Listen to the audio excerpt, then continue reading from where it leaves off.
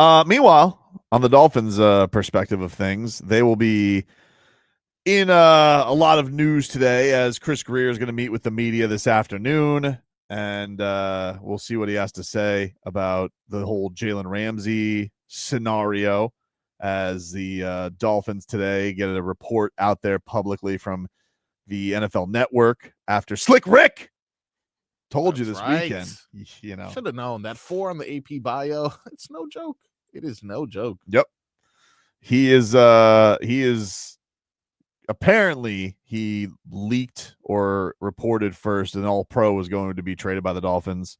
And now we know it is Jalen Ramsey, which was kind of the buzz over the weekend because the Dolphins have a lot of all-pros. I mean, it was going to be one of two guys. And I think the Tyreek Hill thing, they're probably waiting until after June anyway, if they are even able to move him. But he's obviously got a lot of drama he's got to address today, even with this, I know, being a draft-centric press conference. All respect to, what are you going to take, Chris? Biggest need or best player?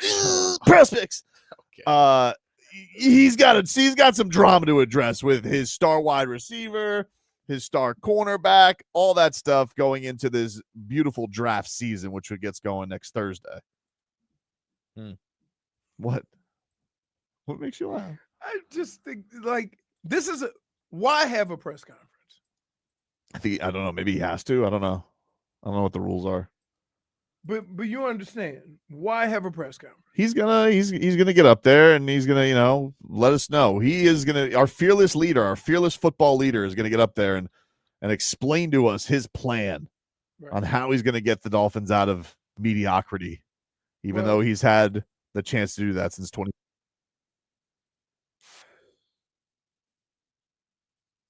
It's not a short-term fix. We tried that, and things didn't work out. That's an honest. That's an honest and fair answer to everybody involved. He said, "So," but then my question would be, but every player that you signed that had some value, they're not with the team anymore because you decided to pay outside guys. Yeah. So it's totally fair. I mean, they're going to go into this. I think the things that he has to address really are going to be, you have a situation right now where Teron Armstead retired. They probably knew that was going to happen. But and just how confident are they in Patrick Paul taking over for him? In all honesty, not the worst thing. I agree too. Because it was almost stressful. It was, even how good he is. Right. As good as he was, right? The 4 or 5 weeks or half games that he didn't play, the way you had to shuffle your offensive line almost caused more of a problem than if he didn't play at all. And that's unfortunate because he was the best lineman that this team had. You got Chris Grier, what he said he's going to invest in the O-line? Because, we've gotten an about face from the jokey jokes. Yes, going forward, Teron and I had a conversation briefly yesterday. We're going to talk again here in sometime in the next few days or coming weeks. But also knowing that, this will be, we're going to have to invest in the offensive line now. Like Kendall did a fantastic job here for a few years, and we're just older there now and win. So, yes, this is the time again, like we did back a few years ago with Austin and Rob Hunt and Solomon Kinley and stuff. This is a time for us to, again, start investing in some offensive linemen. Wow, what a concept. Crazy. How about that? He's learning, Leroy. I mean, I would think that right now, time to graduate, right? You shouldn't still be learning. Now, I get it. You can grow year after year after year, but that should be like the cherry being added on top. You get your master's, and then you love what you do so much, you go get your doctorate, but you got your master's, right? I don't want to hear 20 years into this profession that. Do you want to hear a tweet? Sure. This is from Warren Sharp Football. Mm-hmm. This is on the Dolphins offensive line. He writes, the Miami Dolphins offensive line crippled the offense last year. number 28 in pass blocking, number 26 in run blocking. Their line is the number 27 most expensive this year. It's not because they have a lot of young starters. They invested the number 3 least draft capital in the O-line since 2022. They've now lost their best offensive lineman, Teron Armstead. He graded the number 4 best offensive tackle last year and ranked number 8 in pressure rate allowed. Tackle Patrick Paul, penciled in to start, was number 68 in pressure, number 82 and 85 out of 85 offensive tackles in overall grade last year. Their other tackle, Austin Jackson, of course, suffered injury last year, ranked number 80 out of 85 offensive tackles last year. On paper, the line is worse than last year, and that's saying something. Last year, the line ranked number 32 in running back stuff rate. I don't even know what that is, but that sounds bad. That does Stuff rate? Stuff rate. That means sound that good. you get stuffed in the quarterback's lap. And I number understand. 31 in short yardage conversion rate. They did not get push up front in the ground game, ranking number 26 in yards. They ranked number 1 in offensive holding penalties, the most in the NFL since 2019. Holy crap. Yeah. But laugh! Oof. You laugh! Keep laughing at us! I think that's where, see, in a sport or a business where no player is a guarantee, right? That means what you project him to be. I don't care how good he is. Like you got a whole draft in next week. Cam Ward, Shedeur Sanders, Travis Hunter. Very good prospects. But there's no guarantee they're going to pan out. I think when you understand this in this profession, then you can't be that way about how things are going, right? Like he should have been a little more reserved, understanding that, hey, we have a plan, but if these players don't pan out, our plan sucks. Yeah. But that's the reality of the sport. I would be more understanding about that. To say, look, we felt like we drafted a good person. It didn't work out the way we wanted. I can live with that. That happens everywhere. The team that gets those second, third, fourth, fifth, sixth rounders and it works out, for some reason, they seem to always be contenders. But it's a stab in the dark. It really is. Karen says, Finn's so bad I might start watching Love Island during the season. Oh, no. Oh, my God. I saw more Odell Beckham on Love Island than I did him playing for the Dolphins last year. I'm not even joking. That's not a joke. Your fault. Me! It was me and you. We were doing the show. Yeah. And we fought the whole show. Yeah. Because he wanted Odell Beckham. I'm like, why? I tell you what, they threw him on at UFC. They're like, it's Odell Beckham Jr. Get him on. Can't do it at Kaseya Center. Anywhere else, I'm sure he gets Probably, yeah. applause, but not here. Down here? Nah, not so great. Who don't know? There is nothing that Chris Grier could say today that isn't going to piss everybody off more. Other than I stepped down as general manager of the No, Miami he Dolphins. ain't saying that. It makes no sense. No, I know it doesn't. I'm just saying, like, that's the only thing. Yeah, I agree with you. There's no, unless like it's a, I messed up, guys. I bleeped up. So why do Okay. it is my question. I think he has to. I think you're supposed to do one before the draft. I think that's like protocol. Oh, Patrick Peterson. He's from down here. He's on NFL Network. Yeah. You're not just randomly mentioning Patrick Peterson. Yeah. He went to I want to say South Plantation. I think so. Retired yesterday, I think. A couple days ago, maybe. Oh yeah, Cardinals in a cornerback. Mhm. Mhm. Want to rejoin with Calais Campbell? Oh, I really don't think. What? You think Arizona's going to compete for anything?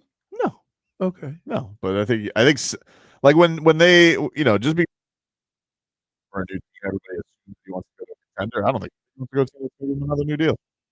Oh, that's what you think. 100%. Okay. 100%. I think Didn't he just get a new deal last year? Sure did. Ah. Sure did. But he has no guaranteed money next year. It's guaranteed for this year fully. What are you gonna do? Gonna find a place that gives me a guaranteed year next year. Okay, so here, man, I have a hard time with, especially if you're older, getting $25 million and getting mad because they won't give you $25 million for the following year. Right? It's a weird thing for me. I get you, but I think I'm not, again, that's I'm what I not, think. That's what I think this is. Like Right. when people are like, "Oh, Jalen Ramsey just wants to contend," I'm like, I don't know about that. My spidey senses and knowing Jalen Ramsey, my feeling is he has no guaranteed money next year. Probably looking for a place that's going to pony up another guaranteed year for him. correct. You want to know why? He's going to be 31 in October, and if you could get one more team to think, you know what, Jalen Ramsey, that's our solve in the cornerback spot. And then the Dolphins, I kind of get it too, because you're like, the Dolphins are already going into this year with a hole at cornerback. They're already like, we think we have secondary issues. So if the Dolphins, it's been kind of like you've seen all these cornerback mock drafts that they've had. So the Dolphins, if they can recoup a second-round pick for him, Mm-hmm. I don't actually hate it because I feel like the Dolphins need a complete makeover on defense basically anyway. You got three guys you can really rely on: Sealer, Chop Robinson, and Jordan Brooks. Like, is that the list? Yeah. Caterco, who's solid. Like, he's going to contribute. He's not a star, but he's going to be back. But like, those three guys are like your pillar pieces. Bradley Chubb hopefully will be back to what Bradley Chubb was. Like, you can't. I'm not assuming. I'm just saying, like, those. I'm saying, like, that's what you're hopeful for. You're hopeful I gave you for. the three guys that I trust. Like, it's Chop, it's Sealer, it's Jordan Brooks. Like, those are the guys. If I'm missing somebody, I apologize. Hit it on the comments. Then I'll make good on that. But I think you already went into this year with a questionable secondary. So, like, if Jalen Ramsey did want more sweetener or sees the writing on the wall, is like, even if it's not, I want more money. Even if it's like, this isn't going to be a good defense this year, which means I'm not going to have a good year, which means I'm not going to get paid next year. Then you get out while the getting's good. You're like, well, let's mutually look for a place where I feel like it's going to work out more beneficially for me. Like, I go to a defense where I can get a better deal next year. So that's what I think it is. Like, even if it's not shaking down the Dolphins, I think it's basically rats off a ship. It's like you see the Dolphin ship on defense is sinking. They let Javon Holland go. They're revamping the whole thing. And so I think that his representation and him looking at it be like, what's our future here? Let's say this, because I want to be clear on this. There's a couple of guys that played last year on the defense that we didn't think were going to be anywhere near what they were. And that's Chop and Calais. So from that standpoint, I'm going to give a little leeway on that side of the ball, because they've seemed to find, even when they brought Van Ginkel in, they've managed to find contributors that they didn't have to go spend a lot of money for. In a couple of, so I'm a kind of, I have a problem with how things are panning out, but I will say you also have to acknowledge the two guys that they brought in when we were saying the same things last year, when Christian Wilkins left and Van Ginkel left. So I'm going to hold off on that. However, it's also the same person that laughed at us about the offensive line and said we don't know offensive line, and they were horrible. That's right. So, let's hear more of Chris Grier defending his offensive line. Let's hear more of that. That's always good. Just to know what we're in for today when he speaks to the media. Can I just say, though, if this is his idea of like, we could just replace the corner in the draft. If you look at the last four secondary, terrible. Except for Javon Holland. Fitzpatrick. I mean, but even then, he doesn't hold on to them. So Mika Fitzpatrick, Javon Holland, Noah Igbenogany, Cam Smith, like, we've done nothing in regards. No, he's better. Yeah, he's better at finding the undrafted guys than he is drafting guys. It's weird. Yeah, or here's, for the life of me, I can't figure this out. Most GMs wear their draft picks like a badge of honor. Mm-hmm. That means they're going to keep them. So whenever you look at him and say he doesn't know what he's talking about, he can hold those draft picks in front of you and say, yes, I do. My success rate is above average with how the draft goes, which, I mean, the success rate was 40%, if that's high. So And he's got 10 picks this year. right. Or 9. So he says that. However, you have no argument when you let him walk because none of your guys are here. But maybe the thought is, like, if we can get something for Ramsey, he's not going to be pleased here anyway because he's already kind of, moody or whatever. Mm-hmm.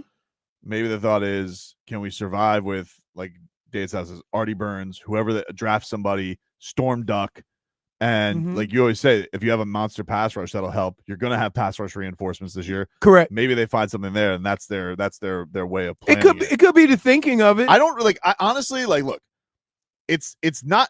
I don't mind the Dolphins resetting here a little bit because I don't think they're close. I think there has to be an element of the Dolphins having to reset.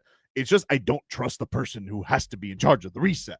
Because that's the thing that's scary about it. I think looking at where the Dolphins roster is right now and saying, you know what, we probably should move on from. You look at the captains from last year, right? Yeah, 3 of them are gone. In Calais, Teron Armstead, David Long. 2 of them are probably going to be gone in Jalen Ramsey, Tyreek Hill. So that leaves Tua, the fullback, and Sealer. Correct. So you're going to go in this new face of the franchise direction, which is probably where they should go because they need to figure out. And I don't think this is something that takes 5 years. You look at teams, you can turn it around in 2 years. Mm-hmm. If you figure out your holes. It's just nobody in this fan base trusts that guy making the picks and managing this plan. Nobody believes in him to do it. Oh my God. J-Fig looks like Birdie Eilish. Point. That's for so random. because I couldn't. Wait, first of all, if somebody had commented on any one of us, your ass would have flashed that message right across the bottom. Definitely. But you overlooked that one. Another tab. I'm sorry, I didn't recognize this. Oh, sure. Okay. So here's I agree with all of that. That you could have trust issues with not where the team is, but with who's trying to get us out of this situation. I'm fine with that. I get it. The problem that I have is that at some point, all of these people in the front office have to be honest with what and where they are. Be honest, Chris. You got to be honest about it. Be honest. Because it's hard to sell hope when you're not being honest, right? Like, because if people can see right through what you're saying, you lose even more credibility. So I don't need to know what his game plan is, but at some point during this press, I think I want to hear how they are evaluating their situation. I'm surprised it took that long to ask it. And really, when I said that, and I'm not trying to backtrack, I believe in that, but I will always support a group of guys that have worked with a coach that we believe in, that tirelessly works to improve, and that group did nothing but work, and it's the hardest working group in the building. Like, if you stay after practice, and you guys seen there sometimes, you guys go back out and walk in the lock, those guys are still out on the field working. And so with that group, it started the 2023 offseason. It was, are they good enough? Whatever. And we were the number 1 offense, number 1 yards per rush. And so we ran it back with a lot of those guys while adding Brewer, who was an addition that people weren't concerned about because they were focused on another player that wasn't here. And rightfully so. That player was a good player for us. Yeah. Okay. Yeah. Now, we used to have this, me and Robert would have this conversation about college kids. You know what you call a bad player with 1 more year experience? What's that, Leroy? 2-year bad player. For some reason, we all think, like, we do this in college. He's young. He's going to take his lumps now, but when he's a senior, he's going to be better. Says who? So, in life, people need to understand this. In life, you could do everything right and it don't work out, right? Those guys could be working their ass off and still not be any good. Not only that, but they tricked Tua too, because Tua's like sitting there and he's like, brother, I get rid of the ball faster than anybody. I don't need an offensive line. I'm like, oh, okay. I could notice. You tricked him. You held him hostage. That's Stockholm syndrome right there. Having him say ridiculous things like that. Stockholm syndrome. Do you even know what Stockholm syndrome is? Isn't that when you get held hostage and then you start falling for your captor's beliefs? Yeah. The only thing he holds captive is that bottle of Jack Daniels, because Jesus does this guy party. Oh my God. But hey, if you had people commenting about the guys who were designed to protect you, you probably hit the bottle too. Did I completely make up Stockholm syndrome? No, that's right. That was a correct answer. Leroy just doesn't like when you say words. I was thinking about something else. What's the It says Stockholm syndrome is a psychological phenomenon where hostages or victims of abuse develop positive feelings or empathy or even loyalty towards their captors or abusers, often due to a survival mechanism of traumatic situations, like having everybody run after you and you gotta get rid of the ball in a minute, in a second and a half. These guys are great. Eichenberg. My favorite is, hey brother, it don't matter. It doesn't matter. It doesn't matter. What do you mean it doesn't matter? Patrick Mahomes did that one time in Super Bowl. Goes, what is this? You don't think all 5 of those bums are gone after last year's Super Bowl? Oh my goodness. Oh yeah. They are out of there. Hey, you know what? I also see Patrick Mahomes doing a lot of partying like Tua after that, after playing behind that offensive line. He's going to basketball games, golf tournaments. Oh, yeah. Take a break. Back after this.